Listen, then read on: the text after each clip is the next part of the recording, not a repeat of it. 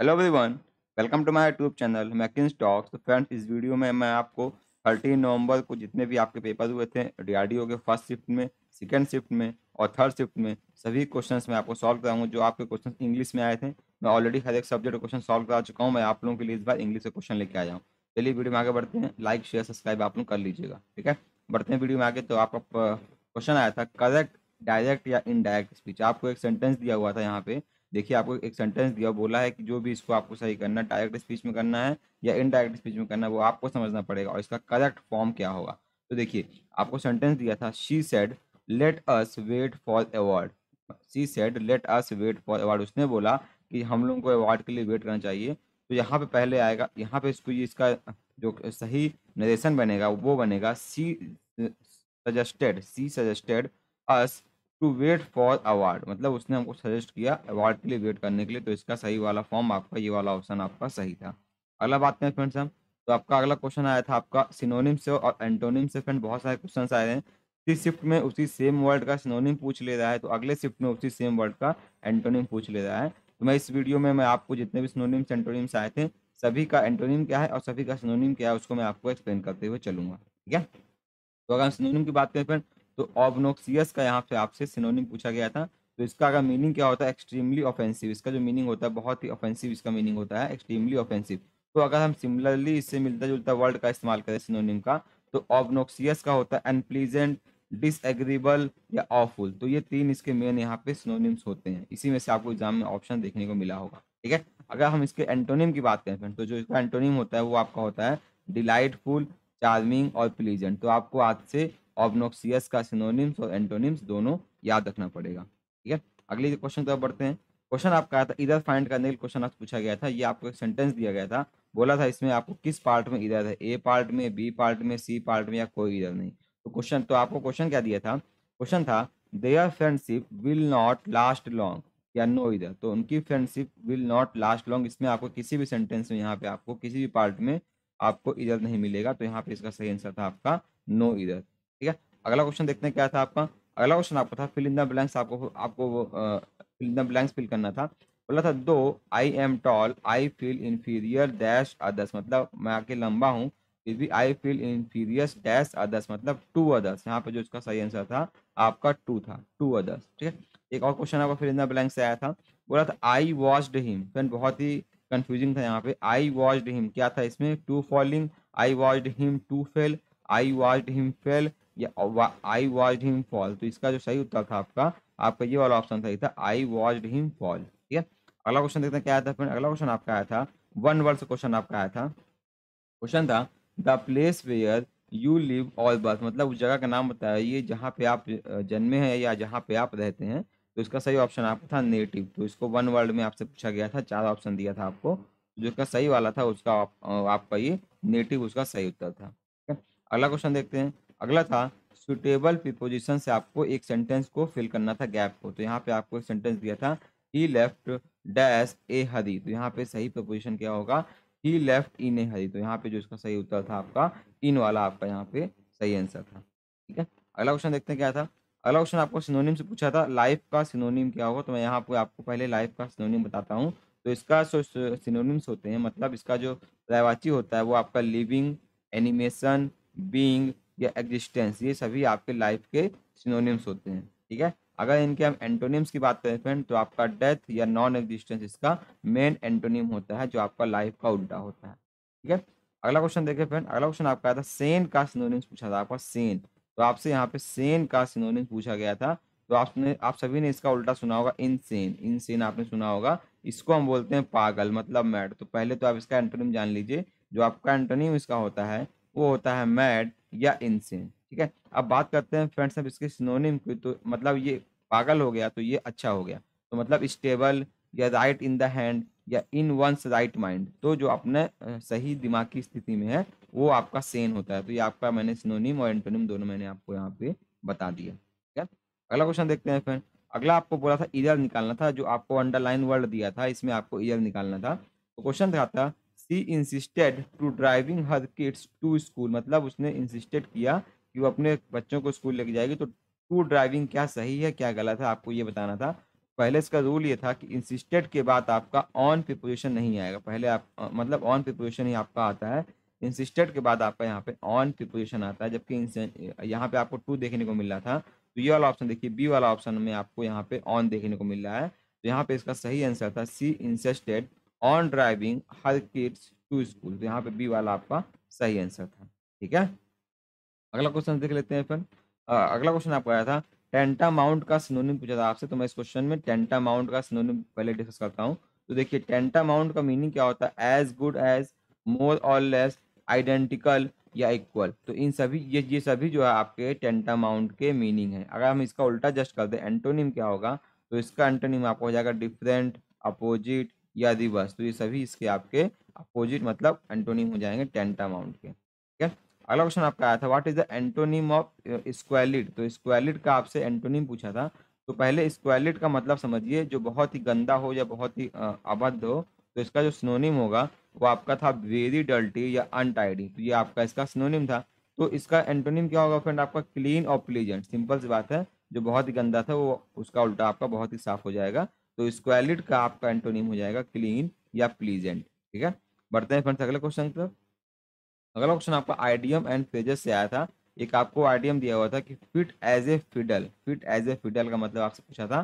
तो फिडल मतलब क्या होता है, जो बहुत ही हेल्दी हो, मतलब एक म्यूजिकल सॉन्ग होता है। तो इसका मतलब क्या होगा, इन ए परफेक्टली हेल्दी कंडीशन। जो मतलब एकदम परफेक्ट अपनी हेल्दी कंडीशन में है, उसको हम बोल सकते हैं फिट एज ए फिडल। वह जो है फिडल की तरह आपका फिट है। ठीक है, अगला आपका आइडियम फेज आया था नेल बाइटिंग, जो अपना नाखून काटता है। मतलब नेल बाइटिंग से संबंधित आपकी कहावत आई थी।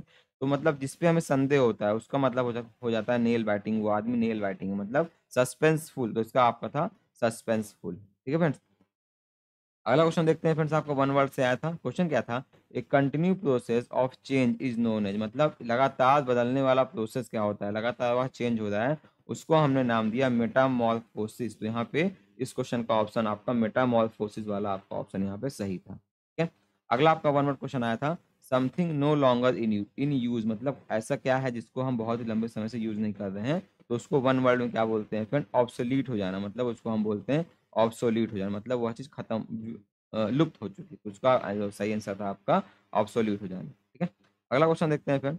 अगला आपका वन वर्ड से क्वेश्चन आया था। तो इसमें आपको जो एग्जाम क्वेश्चन देखने को मिला था वो आपको मिला था वन हु हेट्स मैन। मैंने यहाँ पे आपके लिए ये इंक्लूड कर दिया वन हु हेट्स वुमेन। ठीक है, तो वन हु हेट्स मैन उसको हम बोलते हैं मिस एंथ्रोप। तो इसका सही आंसर था आपका मिस एंथ्रोप। अगर हम बात करें वन हु हेट्स वुमेन, वो आपका है मिसो गाइनस। तो ये इसका सही आंसर था आपका मिसोगाइनस, और इसका सही आंसर आपका होगा मिस एंथ्रो। ठीक है, अगला क्वेश्चन देखते हैं। अगला क्वेश्चन आपका आया था, ये आपको अंडरलाइन वाले को आपको एक थोड़ा सा मतलब इसका दूसरा मीनिंग आपसे क्या एग्जैक्ट यहाँ बैठेगा वो पूछा था आपसे। क्या बोला था, the relative comforted the old man whose daughter has died. तो फिर यहाँ पे कंफर्ट नहीं होता है, यहाँ पे अगर कोई मर गया है तो उसे हमें संतावना देनी होती है। तो यहाँ पे सही उत्तर आपको मिलेगा कंसोल्ड। मतलब रिलेटिव्स ने उस ओल्ड मैन को कंसोल किया। तो यहाँ पे सही उत्तर आपका था कंसोल्ड। ठीक है, अगला क्वेश्चन देख लेते हैं फ्रेंड। आपको यहाँ पे इधर फाइंड करने के लिए क्वेश्चन पूछा गया था। तो अगला क्वेश्चन आपका था, आपको देखिए चार पार्ट में यहाँ पे दिया था। ए पार्ट दिया था, बी पार्ट दिया था, सी पार्ट और डी नो इधर। तो यहाँ पे देखिए क्या था, there is no place left for anyone else to seat. तो यहाँ पे अगर बोल रहा है कि बैठने के लिए यहाँ पे कोई भी जगह नहीं बाकी है। तो जब अनऑक्युपाइड सीट्स होती हैं तो हम वहाँ पे रूम लिखते हैं। ठीक है, मतलब सीट्स नहीं बची है तो वहाँ पे हम रूम लिखते हैं। तो यहाँ पे नो प्लेस नहीं होगा, यहाँ पे होना चाहिए देयर इज नो रूम। ठीक है, तो यहाँ पे आपका ए वाले पार्ट में यहाँ पे आपको ईयर देखने को मिलेगी। ठीक है, अगला क्वेश्चन देखते हैं फ्रेंड। तो क्वेश्चन आपका था एंटोनिम ऑफ सेलिबेसी। तो आपका सेलिबेसी का एंटोनिम पूछा गया था, सेलिबेसी। तो सेलिबेसी का आपका यहाँ पे एंटोनिम पूछा गया था। तो इसका मतलब क्या होता है पहले वो देख लेते हैं। तो सेलिबेसी का मतलब आपका होता है बैचलर या सिंगल या जिसने शादी ना की हो, तो उसको हम बोलते हैं सेलिबेसी। तो जो मैरिड होगा, जो सिंगल नहीं होगा, वो उसका एंटोनिम हो जाएगा। तो इसका एंटोनिम आपको दिया था ऑप्शन में मैरिड। ठीक है फ्रेंड्स, अगला क्वेश्चन आपका आया था if you had followed the rules you dash disqualified. मतलब अगर तुम रूल फॉलो करोगे तो आपको कोई डिसक्वालीफाई नहीं कर सकता। इसका सही आंसर आपका था would not have been disqualified. ठीक है, अगला आपसे एक इसको मान सकते हैं, ये आपको सिनोनिम ही यहाँ पे आपसे पूछा गया था कि what is the best word express sagacious. Sagacious का आपसे सिनोनिम पूछा गया था जिसका मतलब होता है विद्वान। तो इसका आपको आंसर दिया था पल्स पीसेसियस, पल्स पीसेसियस इसका आपका सही सिनोनिम था सेगासियस का, जो आपको ऑप्शंस दिया हुआ था। ठीक है, अगला बात कर लेते हैं फिर एक्टिव पैसिव वॉइस से क्वेश्चन आया था। आपको दिया था who laugh at the beggar, मतलब बेगर पे कौन हंसा, who laugh at the beggar, तो इसका सही आंसर आपका था by whom is the beggar laughed at, तो ये इसका सही आपका नरेशन था, by whom is the beggar laughed at. अगला आपका इनडायरेक्ट और डायरेक्ट स्पीच से क्वेश्चन आया था। क्वेश्चन आपको दिया था राम सेड 2 and 2 आर 4, तो ये आपका यूनिवर्सल ट्रूथ है, तो सिंपल सा इसका हो जाएगा यहाँ पे Ram said that 2 and 2 are 4, इसको हमको चेंज नहीं करना है, तो ये आपका सिंपल सा बन जाएगा Ram said that 2 and 2 are 4। ठीक है, अगला देख लेते हैं फिर। अगला क्वेश्चन आपका वन वर्ड से क्वेश्चन पूछा गया था। बोला था the process of coming to live permanently in a country that is not your own, मतलब एक ऐसा प्रोसेस का नाम बताइए जो आप किसी कंट्री में लिव मतलब रहने के लिए आते हैं जो आपकी खुद की नहीं है, तो उसको वन वर्ड में हम बोलते हैं इमाइग्रेशन, इमिग्रेशन। ठीक है, या इमाइग्रेशन या इमिग्रेशन। ठीक है फ्रेंड्स, अगला आपका स्पेलिंग से क्वेश्चन पूछा गया था, तो देखिए स्पेलिंग से क्वेश्चन क्या आया था, एकोमुलेशन, एकोमुलेशन की स्पेलिंग आपसे यहाँ पे पूछी गई थी। यहाँ बच्चे जो है सी में कंफ्यूज होते हैं, इसीलिए आपको ये स्पेलिंग यहाँ पे दी गई थी। अगली स्पेलिंग आपकी एनएक्स से आई थी, तो कुछ लोग यहाँ पे एन में कंफ्यूज होते हैं।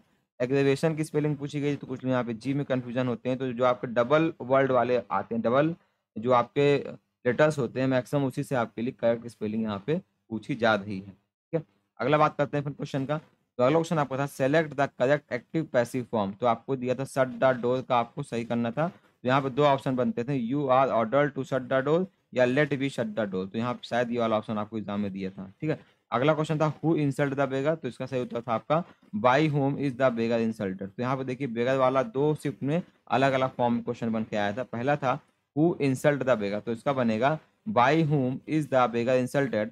ये क्वेश्चन आपको देखिए अभी मैंने आपको बताया, ये क्वेश्चन था who laugh at the beggar, तो इसका था by whom is the beggar laughed at. ठीक है, चलिए अगला देखते हैं क्या था फ्रेंड।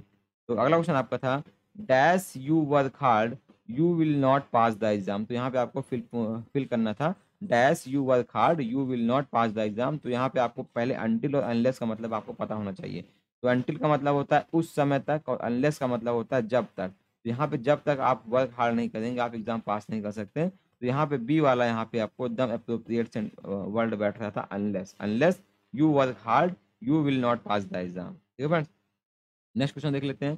करेक्ट स्पेलिंग क्वेश्चन आया था आपको यहाँ पे देखिए, फिर यहाँ पे बैलून की स्पेलिंग पूछी गई थी, यहाँ पे आपसे कमिश्नर की स्पेलिंग पूछी गई थी। बहुत ही फ्रेंड्स कंफ्यूजिंग वर्ड था ये आपका, तो इससे स्पेलिंग पूछी गई थी।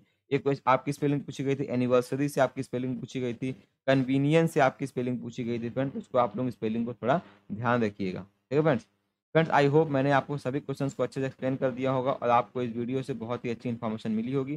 प्लीज़ अगर इन्फॉर्मेशन अच्छी लगी तो प्लीज़ वीडियो को लाइक करिएगा, जितने भी आपके दोस्त हैं उन तक मेरा वीडियो शेयर करिएगा। और टेलीग्राम पे फ्रेंड्स अभी तक मुझसे आप नहीं जुड़े हैं तो आपको इस वीडियो के डिस्क्रिप्शन बॉक्स में मेरा टेलीग्राम का लिंक और फेसबुक का लिंक यहाँ पे आपको मिल जाएगा, आप वहाँ जाकर मुझसे जुड़ सकते हैं। तो फ्रेंड्स मिलते हैं आपसे अगली वीडियो में, तब तक के लिए goodbye and take care.